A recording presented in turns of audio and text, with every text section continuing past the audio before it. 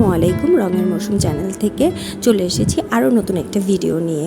আজকে দেখতে পাচ্ছেন একটি বড় আকারে ক্যান্ডেলের টুকরো নিয়েছি, সেটা সুন্দরভাবে কুচি করে কেটে ফেলেছি। এখন একটা স্টিলের বল বাটিতে আমি সুন্দরভাবে গ্যাসের উপরে বসিয়ে দিয়েছি চুলা জ্বালিয়ে। তো আস্তে আস্তে দেখেন কি সুন্দর গলতে শুরু করেছে।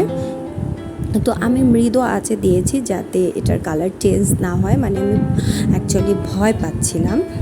তো খুব সুন্দরভাবে গলা শুরু করেছে। এটা পুরোটা গলে গেলে আমি আতর ব্যবহার করব, কারণ হচ্ছে যখন ক্যান্ডেল লাইটটা জ্বালানো হবে সো তখন জ্বলতে থাকলে একটা সুন্দর স্মেল পেয়ে যাব। সো সেই কারণেই হচ্ছে আমি আতরটা ইউজ করছি।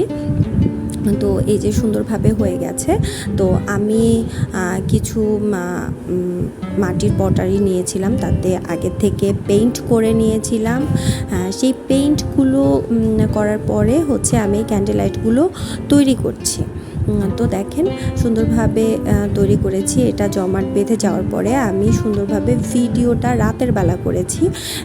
রাতে একটু আলো কম থাকবে, তো আমি জ্বালিয়ে দেখানোর চেষ্টা করছি। দেখেন কত সুন্দর লাগছে, কি সুন্দরভাবে জ্বলছে। বাহিরে খুব সুন্দর বাতাস ছিল, দক্ষিণা হাওয়া।